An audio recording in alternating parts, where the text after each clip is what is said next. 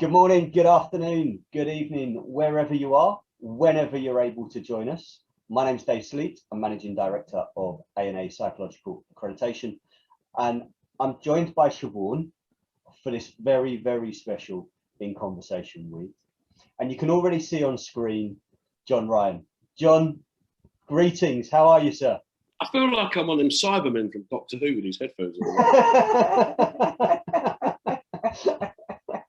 I've got to say, you and I have had various conversations over the last few months, and I'm absolutely blown away by your commitment and your focus on increasing positive mental health.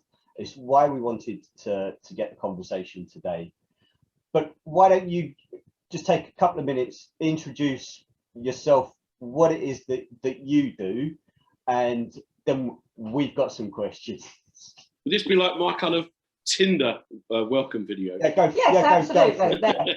or Grindr if I meet the right bloke. Do you know what I mean? Let's not limit ourselves there. So my name's John Ryan, and I'm from a big Irish family. When I left school, I worked in construction, and I didn't like it. It was too cold. Couldn't take the cold. So I went to college and did a degree, and then got a job in community care for 10 years. During that time, I did a master's degree.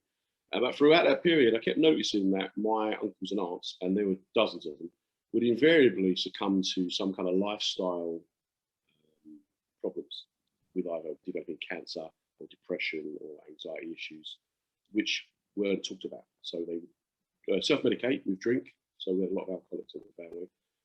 They would self-harm with 80 to 90 cigarettes a day. And I just thought, well, how comes is this just unique to my family? All the men kind of don't seem to make it past 65. And then I had a great job. I had a young family. I worked 3 12-hour shifts a week, which suited me and my family. And then we had this boss who said, no, you're an asset. You've got to work Monday to Friday, 9 to 5. And I didn't want to do that because I wanted to be out with my kids. So I thought, well, what else can I do? So I initially started doing stand-up because I wanted to write for children. And then I was quite happy to do that, write little kids' TV things. And then I was at a gig one night on St George's Day, I think it was Leicester. And the guy before me had gone on and really played to the galleries and stirred up this kind of hostile atmosphere about what it meant to be English and British, and kind of some crass comments about migrants and that. And then I went on and opened by saying, make some noise if you're proud to be English, and everyone cheered. And I said, well, in the words of St George, salam alaikum, and you could see the room kind of going, so no, sorry, yeah, like he was one of the immigrants that other guy didn't like. Or as our Queen would say in her native tongue, wouldn't harbour man here on the man of Damon, because obviously it's got a German family. And now the whole room are kind of like, huh? A few people getting it. And I said to this guy in the front, do you know, just out of interest, who the most successful English recording artist of all time is? It's Cliff Richards, or Harry Webb, as his name is. And as he would say in his native tongue, the language of his birth, Namaste. And then they then got where I was coming from. Afterwards, this guy said to me, I've watched you, mate. You're either some kind of psychopath or you're very clever. Because what you've done there is you've taught these guys something and you've made them laugh and you've changed their mindset slightly. Do you know anything about health? And I said, well, yeah, community care work and all that and stuff like that. They were looking for someone to run a project raising awareness of men's health issues. But they wanted to make it so that we could design a show that you could take into an Afro-Caribbean centre, an Islamic centre, LGBT centre, a Jewish centre, Catholic centre, white working class, working men's club. And then I did that. That was called Hurt Until It Laughs. Someone saw me do that, said, could you do the same thing for mental health? And then it snowballed. Then people would go, who's got a gob, ain't scared, has no filter. And then I started getting loads of these little projects. So I did stuff on PTSD, stuff with ex-servicemen, and it just snowballed and snowballed. And so all I do, if you come and see me doing comedy on a Friday night, it's pretty similar. I go into workplaces, offices, building sites, rail sites, and use that same humour and those same kind of engagement skills. So instead of making a joke about trick or treat, I will make a comment about anxiety or depression, which then leads into a discussion. We don't laugh at, we laugh with. I've never had any mental health issues of my own yet. I don't know what the future's got in store for me. So I just use humour. We believe, myself and my partner, Natasha, believe that if you make them laugh, you can listen, and you can make them learn. And that's it. And it's a phenomenal approach that has made some amazing connections and taken you all over the place, isn't it? Yeah. I'm off to Derby today to talk about suicide and depression and the link between the two. Now you go, how can you make a conversation like that funny? Well, it's not, because we're not laughing at people who take their own lives. We're laughing at some of the incidences surrounding it. Okay.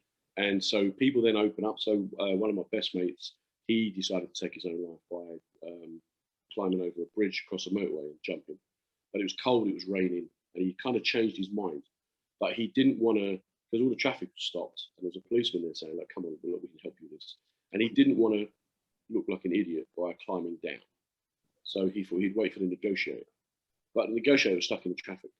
So there's this great story about how it's raining, he needs to go to the toilet, he now doesn't want to take it. He now actually wants help, but he doesn't then want to get arrested. So now his fear of death is now being replaced with the fear of being arrested. And there's the whole, as you weave in and out of it, he's now fine, he's married, he's got a job, he's turned his life around. But people in the audience will very often come up with their own stories about things. It's actually really important to be able to be confident enough to talk to somebody directly about suicide. As a therapist, if I have somebody sitting in front of me and they bring up a suicidal intention, as a very different to a suicidal thought, I will directly say, okay, explain how you're going to do it. Have you decided whether or not it's tablets? Is it the microwave? Is it the oven? Is it a bridge? Help me understand. And often the impact of being that confident and that open to be able to open that person up, it actually starts making them think, but it also means that I'm not coming at them from a place of, oh my God, what are you going to do? You know, rather than instant fear-based, I'll go in to explore it with them directly. And often by the end of the appointment, I am proud to say that many a person has turned around and said, either you're batshit crazy in what you do, or you are not like other therapists, or you're eccentric. And it's because I'm direct and I'm honest with them, and I will approach it from a place of, well, how are you going to do it? And it's so common. It's so common that it's like a hidden secret. It's like if you ain't got a kid, suddenly you have a baby and the whole world you didn't know about. And it's the same with all of these things. Another guy I met, he decided that today was the day, so he prepared, he gave stuff away, he put his best suit on, and he wanted to hang himself. But he decided that he wanted his life, he pinpointed the moment his life went wrong back to when he got married. And that, everything, he blamed everything that happened subsequently on that. And the last time he was happy was just before his first dance. So he decided that he was going to take his own life, listening to Bryan Adams, Everything I Do, right? They couldn't find the CD. This is back in 2001, before MP3 and that. So he then thought, right, he'll go round to the ex's house, break in, steal the CD, and then she'll know it was her fault. And then he'll go back to his house and he'll put it on, hang himself. But when he was there, one of the neighbours, his old neighbours, came out and said, hey, how you doing? And he's like, yeah, I'm going to come in a bit of a rush. He goes, you're looking really good. Have you got a job, mate? You're looking really smart. Last time I saw you, you was looking pretty rough. Now look at you in a suit, shaved. Yeah, great. What's happening? And he was like, well, yeah, I'm going to be a rush. Come in and have a coffee, man. I haven't seen you. Be good. Mum would love to see you. Went in, had a coffee, had a chat. That was it. Fine. If he had wanted a song by ABBA, he's got 2 copies of ABBA Gold.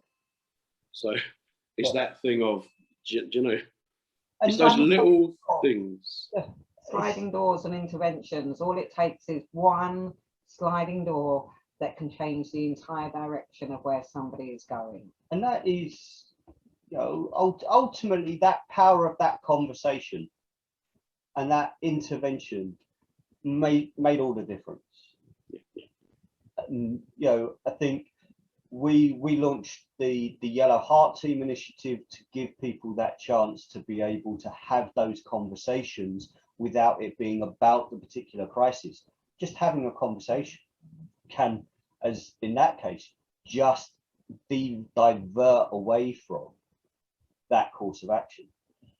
Because it's the shift of the mind. Yeah, shift the mind. That's it. The mind's going down one route, and then something comes along and intervenes with that, whatever that is. Even in the example you gave me, the mind is suddenly having to deal with a man talking to that person about how great they look and what's going on for them, and whether or not they'll come over and have some. Perception and everything. Yes, so the whole mind shifts from I'm going to do this, and it's actually really important, the example that you've given, because people take their own lives for different reasons. Yeah. The example that you've just given me is one out of anger and revenge. Yeah. Leave the ex knowing this was her fault. So there are different reasons as to why people do this. And I'm actually really glad you brought that one up, because too many people just think it is depression, and there would be elements of depression in there, but they wouldn't necessarily appreciate that people can take revenge on ex-partners, them with the guilt of their death forever. But you see as well, you know, you've been a therapist, maybe you meet people what I call the other side of the line, right? Now I'm going into places where people think everything's fine in their life. And by actually talking, they suddenly, I went into a fire station and their night shift stayed on an hour later. The day shift came in an hour earlier. It's probably about 30 people, all lads. And I said, look, we're coming, you know, we're going to talk about mental wellness. And they said, well, there's no point, mate. We're all fine. We go to the gym and blah. I said, well, let's what? So, you know, I'll get paid for an hour. You'll get paid for an hour. Let's get us a cup of tea. We had a cup of tea and bacon sandwiches, all sat around chatting. By the end of the hour, of the 30 of them, 18 were divorced. 4 of them had split up from their girlfriends. 2 were still married, but their marriages were in trouble. Of the 30 of them, probably half of them had difficulty sleeping. And then they all started telling me stories that I was saying to them. You know, some people might describe that as a PTSI, post-traumatic stress injury, right? But you guys, you got a way of dealing with it. You talk to each other. You know, it's probably not a problem. You don't need medication or whatever. And then a couple of them said, well, actually, I'm on. So by the end of the hour, these guys all thought, well, actually, yeah, this is a sign off. And as I said to you initially, my uncles all smoked and drunk too much. Now, maybe they enjoyed it, but sometimes there's more to it. It's self-harm. Yeah, it's that coping strategy that we kind of lock away and go, yeah, that's I'm okay. I'm fine. I'm functioning. You know, I'm not falling down. I don't need to go to a charity. Thank you very much. Everything's good. But this is, you know, you touched on kind of the blue lighters there, and the experience that they have with trauma is so under discussed. It's frightening. Secondary trauma always is. People don't appreciate that you don't have to be the person that's literally gone through something. You can be the person that's helping the person who's going through something. So a major car accident where the firefighters have to attend, and no disrespect to anybody that's lost a life out there, if there's been a loss of life, they have to deal with their own reactions and their own feelings, and they create their own coping mechanisms. So you find it's quite similar in the army. Humour is a massive coping mechanism for firefighters, the police force, what I would call institutional families, because they all understand what they're all doing, but they don't necessarily have the ability to be able to deal with what's happening underneath, because it will bleed out to other areas of their life in the examples that you gave earlier. So it's actually really important to acknowledge secondary trauma has just as big an impact, because it's a trauma in itself, and people don't necessarily appreciate that. But you see, it's in normal conversation, and I'm sorry if this is misogynistic or sexist. It's my experience based on my life. I've got 3 boys, 2 girls, so I've seen how they deal with stuff. But yeah, me and my sons will talk about football, politics, the weather, everything. My daughter, there's no way I'm getting out of her company without telling her how I'm feeling, if I'm all right. And unfortunately, we repeat this pattern throughout our cultures, sexualities, religions, all men. Thursday, I think there's about 120 Punjabi lads came to listen to me. And the feeling I got from them was that no one in their community took their own life. But by the end of the session, actually, a few guys died and it didn't make sense. And so then we opened it up and talked about, well, you're a close community. You've got faith, which I believe research shows tends to promote well-being in a lot of people. They had work, they had function, they had a reason, but they had this whole taboo subject that they never spoke about. And one of the guys said to me, no one has ever come into us and spoken to us. It's almost like a black hole, isn't it? That, you know, we don't want to go near the black hole because we know if we go there, we might fall in. Well, actually, it can go further than that, because I'm Irish Catholic background myself. And I know in Ireland, if you're Irish Catholic and you take your own life, it is considered the worst in the Bible. Yes. So actually, people have taken their own life, and a note that might have been left at the time of that, by the time they get to having an autopsy done, by the time they get to having it investigated, that note's disappeared. Yeah, but you commit suicide. That's the phrase, isn't it? You commit murder, you commit burglary, you got all these other crimes. So, but it's not just suicide I talk about. So I talk about the fact that, and without getting too sort of controversial, I guess, I feel that a lot of the time with depression, anxiety, and some of the mental health issues we have, people don't realise you're never going to get cured, right? And it's about learning to live with, manage, and understand it. So when you get a guy who's like scared of spiders, we won't expect him to go work in a room with the spiders. He can work in other rooms. And I explain that fear of spiders can also, it's not the spiders, mate. What if you've got a fear of your boss or your outfits you wear or the journey to work? So we've got to find other rooms they can work in. And that can sometimes cause a little bit of conversation. Well, I've got depression. My mate had depression and he got better. But no, it's not like a broken leg. The broken leg analogy is always the one, isn't it? You break your leg, it gets fixed. But you break your mind, it's a different. Yeah, it's a muscle. It's a muscle. You just brought something in that my own history. I don't know what David has shared with you, so I just want to. Nothing. He tells me nothing. We don't talk about. We don't talk. Well, you are so spot on that it's unreal listening to you, John. And I'm going to give you an example. So I was diagnosed with colon cancer in 2018. The day I got the call, which I knew in my own mind it was cancer because of something that a consultant had said before, but it wasn't confirmed. So the day I got that call to say, can you come in tonight? We've got your results back early. And can you bring somebody with you? It's kind of like a doomsday call, if you like. I remember getting off that phone and I stood there and I did exactly what you just said. I went, I'm going to accept every thought, every feeling, every reaction. I'm going to work with it. I'm going to be aware. I know I'm in shock at the moment, but that's okay too, because at least I'm aware of it. But I am going to accept the process that I'm going to go through. And on the basis of that acceptance, it was the most weirdly profound journey at recognizing my own self-awareness and being able to manage how I thought and felt based on the fact that it was natural, that it was going to be quite chaotic emotionally. So when you said it's working to accept, working to understand, it's a very powerful thing when it comes to a time like serious illness, because it actually helps you recuperate quicker because you're not fighting yourself, you're working with yourself up here. And it's an incredible, it's an incredible example of coming back from something that is horrendous, but going through it better than anybody could have ever thought that I would have, if that makes sense. So you're spot on. Yeah, I do, because I do maybe probably about half of my talks are about mental well-being. You know, my men's health stuff I do cancer talks and behavioural safety, and I try and put the health into safety. We talk about health and safety. I try and flip it the other way. But one of the things that you get, I did a poem for the Roy Carson, actually fantastic, about how someone with cancer, because my love of my life, my writing partner, my co-war times, right?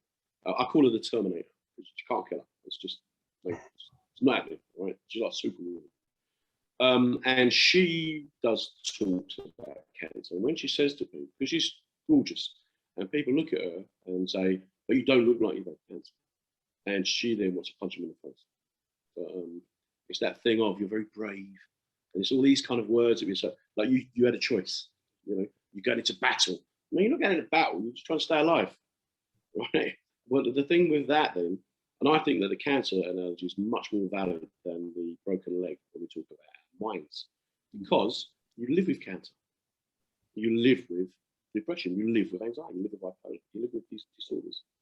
But we don't have these conversations, and it's all well going, well, let's go cut a tree, take some deep breaths, think of a happy place. You've got 3 kids to feed, you're a single parent, you're suffering from chronic depression. The last thing you want to do is go and lick a stone. And these are the conversations that I try to engage and get going, which makes clinicians pull the hair out. The synergy. I'm sitting here listening to you, and I'm sure the APA members and those in the open group are going to be picking that up, and that brings us right up to date as to what happened a couple of weeks ago when Vonnie and I sat down and went through the nominations for the contribution award for the ethical and psychological awards that APA run. You just made that so dramatic. I thought this all ties in with what happened a couple of weeks ago, and I'm like, oh my God, was this the whiskey at Witherspoon's incident? Are we still going to go on about this? Really? the synergy is amazing. The synergy is absolutely phenomenal, and when we look at what APA set out to do with the EMP awards and the contribution award in particular, because mental health for 40 plus years has been kind of a conversation where a few people tell everybody else, this is what you have to do in order to make mental health better, either in the workplace, in your own life, in the community, whatever it might be. And over 40 years, we've come to the point in time where we are now with mental health. So that diktats, or those diktats, should I say, haven't really had the outcome that they were intending to have. What the contribution award wanted to do was recognize and celebrate individuals, organizations that are actually going beyond what we've been told is positive mental health, and finding ways of connecting with institutions, with organizations, with communities, and putting meaningful positive mental health in play.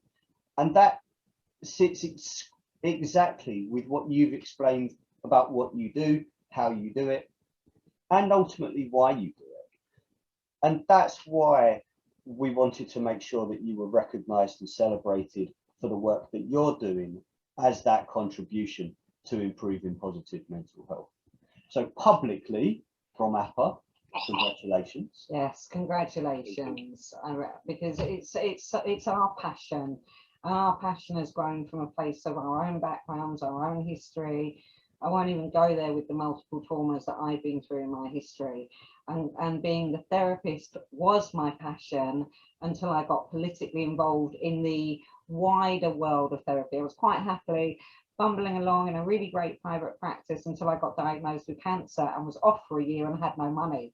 But it was also the impact of cancer and going through that and knowing the systems and knowing how bad they were, and I just coincidentally, it was like all the stars aligned at exactly the same time, met David, he introduced what he was doing, and I just sat there one day and said, why can't we create something better, different, more efficient, educate people, get that awareness out there? Because it is education that helps people understand what's going on. I mean, most people don't appreciate that their mind is a muscle. It's an actual muscle. So like when we go to the gym and you hear people talk about muscle memory, you know, go to the where should we go to? In the coffee shop next to the gym. Yeah. There's that place where everyone seems to wear sportswear. I have no idea what. Oh, Liverpool. So when they talk about that muscle memory coming back, it's the familiarity of the unconscious that we repeat over and over until we actually learn what's actually going on in there. And it's so profound when you see people change from that. So it's great what you're doing, John. It is so, listening to you with your Irish background, and I'm identifying with that. I'm identifying with the English accent, but the Irish background, the red hair, the cancer part. I'm really picking up on everything. And it's so lovely to meet you at last. Well, he keeps me hidden, keeps me locked away. Well, because David takes I also though, I'd like to mention, so like I do a Monday night 7 o'clock, I do a social media show. It goes out on Facebook, Twitter, LinkedIn, Instagram. It goes out on YouTube and on the Deluxe Radio Network, where I get guests in who work in comedy, get to talk a little bit about their lives, but also then how they deal with their own problems. And it's funny because 90% of the people I have on will go, you know, this doesn't apply to me. And I'm like, yeah, of course it doesn't apply to you. But you can help other people because they want to know, you're a comic, so you're on low income, tend to be single. You know that your life expectancy is like 55, 56 years of age. It's going to be hard for you to have a relationship because of the antisocial hours you work and the food you eat, blah, blah, blah. And nearly all of them at the end of it will go, actually, you know what, you give me something to think about. Because it's not me. When we talk about mad people, it's them. It's not me. And they go, okay, well, let's forget the mad people. Let's think about the people who are mentally unwell rather than the mad people. Because the mad people are politicians. And the people who are mentally unwell are us. And it's just about getting that kind of... It's that resetting that outlook, isn't it? And it's about removing the stigma. Yeah. The word mental. We all know that the word mental decades ago meant clinically mad. Whether or not people were, because the amount of stories I've heard even from Ireland, where if somebody was different, they'd be locked in a loft, and it would almost be a secret in a town that this family had somebody in their loft locked up that never was let out. And those are horrendous stories when you actually hear them and you actually think that that is what people's reactions were to a problem. And yet every problem is a phase of life.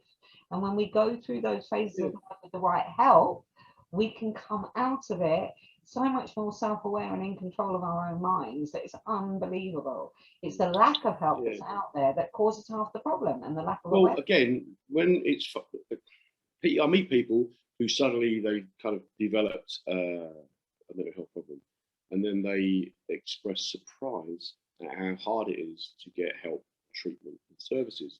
And then I will invariably say, there's like 40 million people in this country struggling. Those services are just never going to be there. So we need to somehow think about a way of, instead of going, oh, you know, my son's got depression, doesn't want to go to school. Think about, okay, well, what else can we do, right? First of all, your son has to understand what it is, why he's got it, and it's just part of his journey.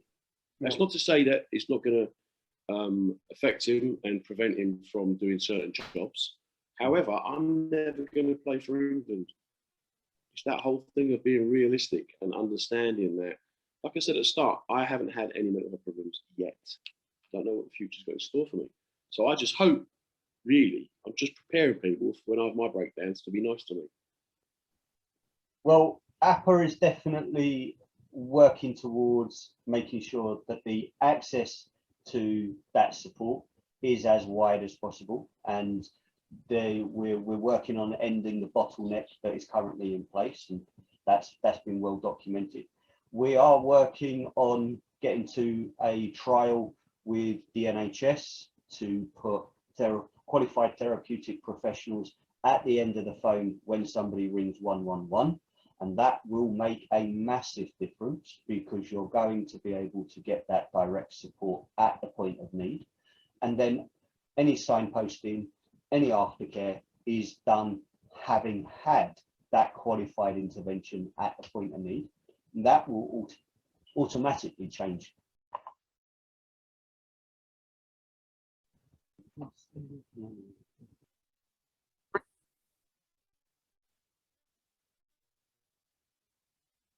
And due to the wonderful world of technology in the beautiful areas of... That's right, you can edit it in, you can splice it in. I said, I just want people to be nice when I have my breakdown. And after that, anything that you said, like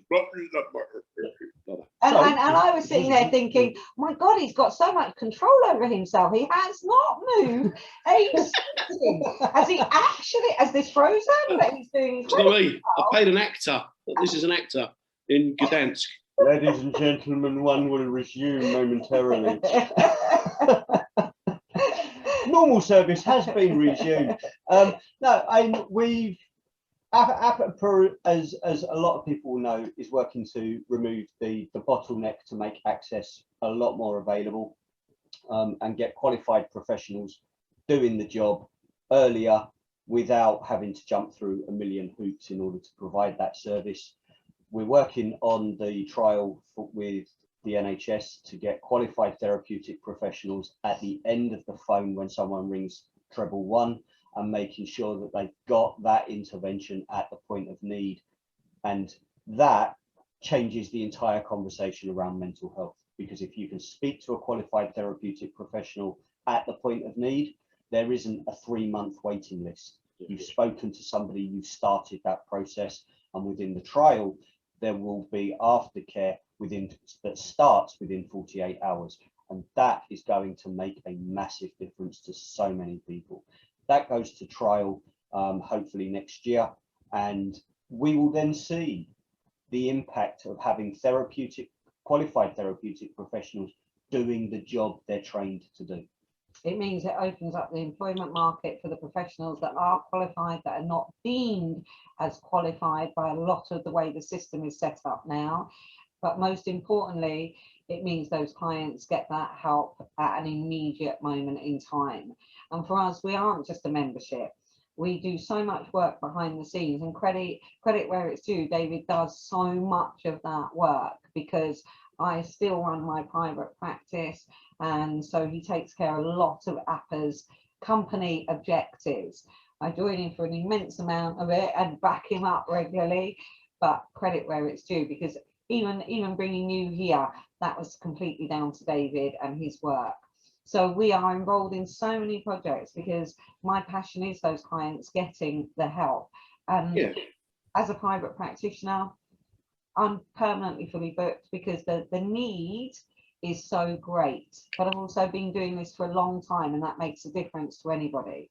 So the more awareness, the more education, the more understanding of what mental health actually is. It's the same as your physical health, but in a differing way.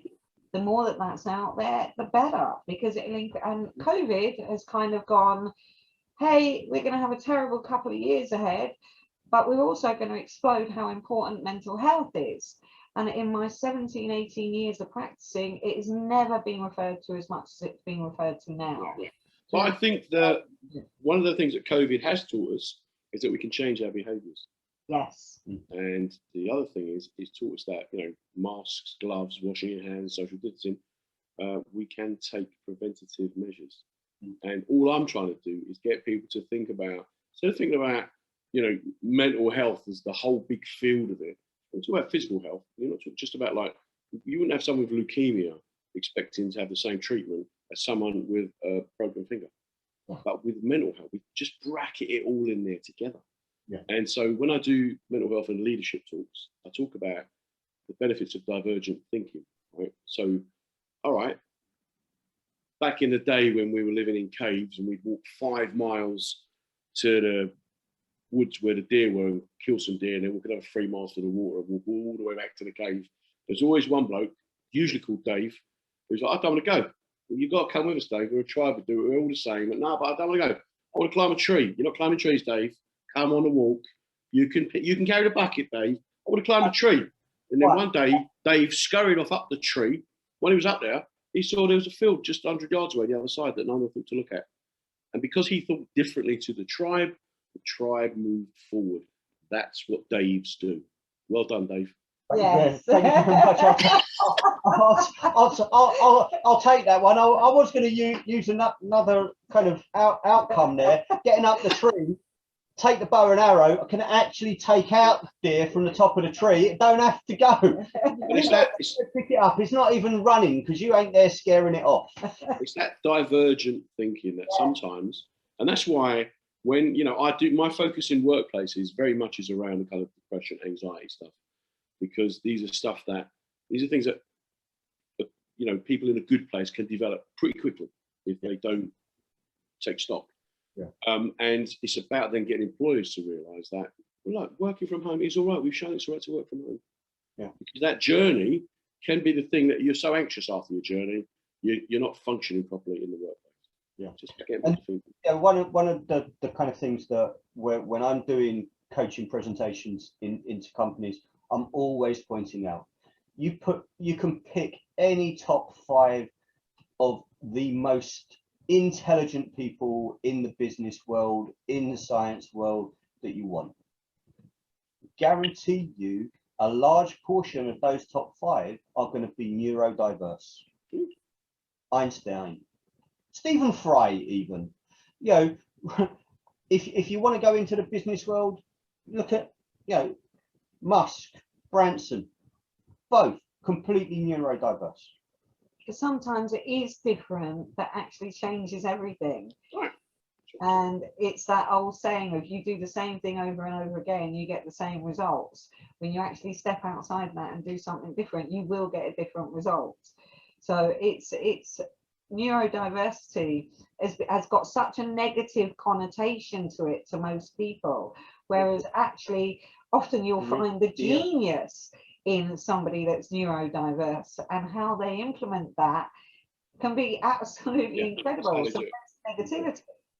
So I'm going to get a train to Derby this afternoon, and for the hour and a half I'm on that train, I'm going to be reading about emotional intelligence, and then on the hour and a half coming back tomorrow, I'm just going to be reading a book about Diego Maradona. But I'm always reading. Well, always reading. Recommendation: if you look up any book by Irvin D. Yalom, and he is one of the most, well, he's one of the most amazing therapists on the planet, still living. And his books are incredibly great to read, and they give a huge insight into how is the best way to work with any individual, but it's not written in that way. You'll have to go off and see it and read it.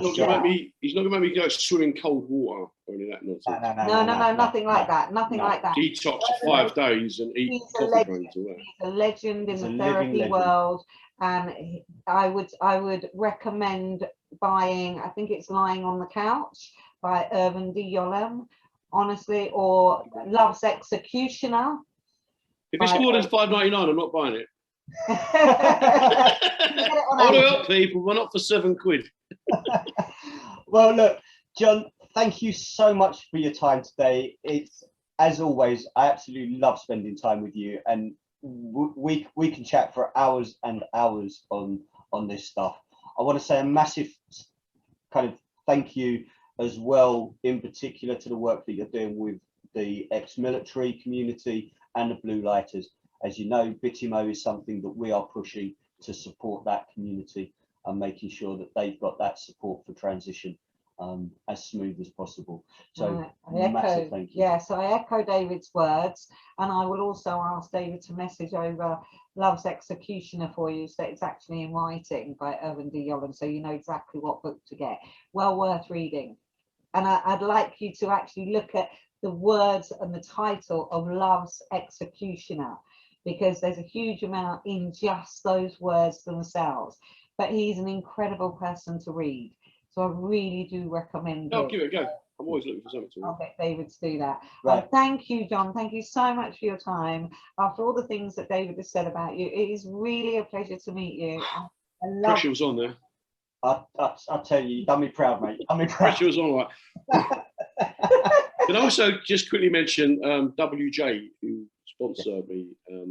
They do the road markings, and they're really great. They've got a commitment to mental health, mental well-being, not just in the workplace. So, you know, a lot of companies, they'll go, tick, we've got 5 first aiders, tick, and you can go and see the nurse, tick. But these guys, they've given me money to go and do a show, and that men's radio station, I've given us a platform for as well. So, yeah, it's all a team effort. And that's the thing, isn't it? It's that duality of dominance within you and Natasha in the writing and presenting, and then you've got that support team around you, and it works so amazingly well. So again, congratulations on the contribution award, and we will Well deserved. we will see you on the show. Goes up to, you've got one Tonight, going up yeah, 7 o'clock. 7 o'clock. 7 o'clock. So Mondays 7 o'clock. Check out Men's Radio Station on all of the various platforms. But for now, we're going to say take care. Goodbye from him. And goodbye from him. Hey, and stay safe out there. I Feel say, like that, feel like that, yeah. Safe travels, John. Don't do crack. It's a ghetto drug. Sorry, wrong audience. Wrong audience. Take care, guys. All the best. have a great week, whatever it is you're doing. Take care, and we'll see you on another In Conversation with very, very soon. Look after yourself, John. Take care. Bye.